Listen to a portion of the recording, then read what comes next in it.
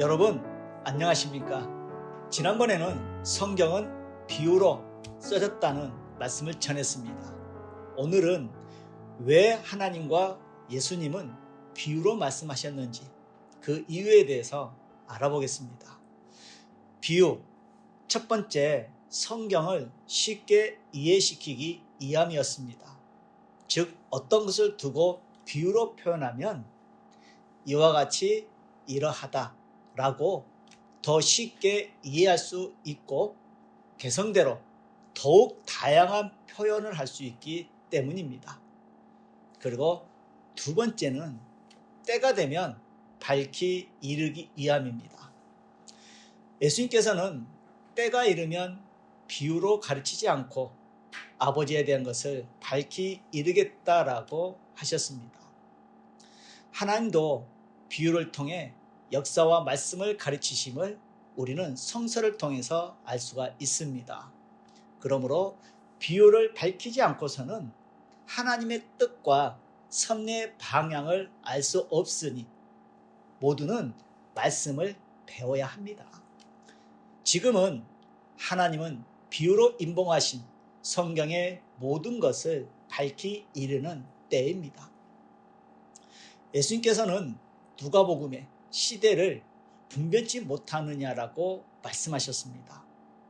지금 비유가 풀어지고 있는 이때는 하나님의 섭리 역사가 시대와 때를 따라 진행되고 있기 때문에 우리 자신 각자가 어떤 시대에 살고 있는지 우리는 분명히 알아야 합니다.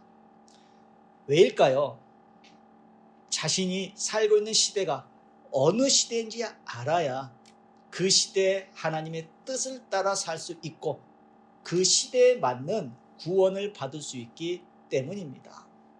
도표를 보면서 말씀을 이어가겠습니다. 구약은 종급 시대입니다.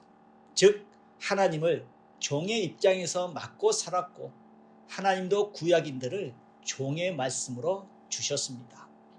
그럼 여러분 신약은 독생자 예수님께서 이 땅에 오심으로 말미암아 아들의 시대가 열렸습니다.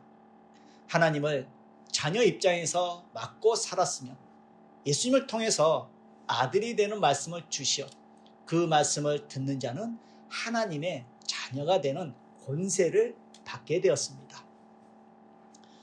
성약은 영으로 다시 오신 예수님과 신랑과 신부의 입장입니다. 즉 하나님의 신부로 회복하는 역사이며 신부의 말씀을 줘서 신부로 만드는 역사를 이루시게 하기 때문에 모든 것을 숨김없이 밝히 이르는 시대가 이 시대 저와 여러분이 살고 있는 성약 시대인 것입니다.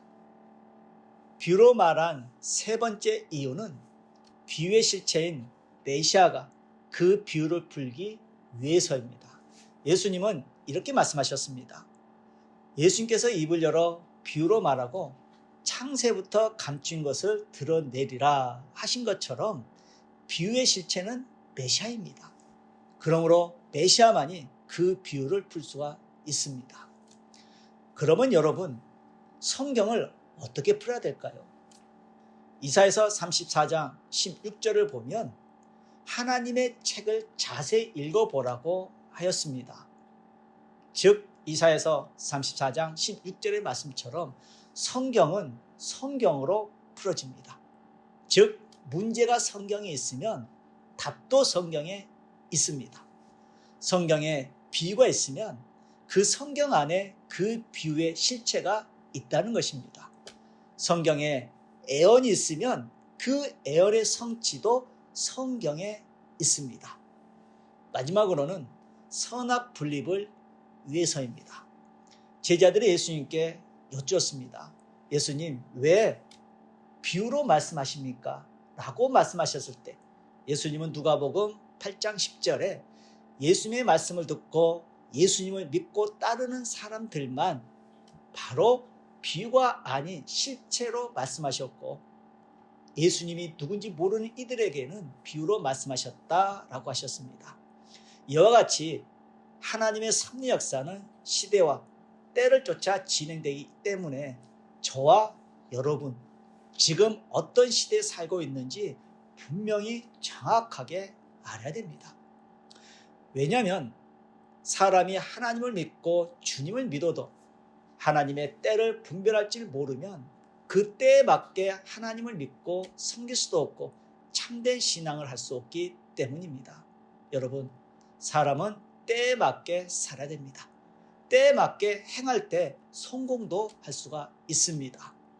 지금은 다시 오신다고 약속하신 예수님께서 영으로 다시 오신 때입니다. 그 영으로 다시 오신 예수님께서 합당한 육의 사명자를 통해서 지금 이 시대 가운데 비유를 다 풀어주시고 성경의 애언을 다 이루는 때가 이 시대입니다. 그러므로 우리는 오늘 이 강의를 통해서 시대를 알고 맞고 사는 삶을 살기를 바랍니다.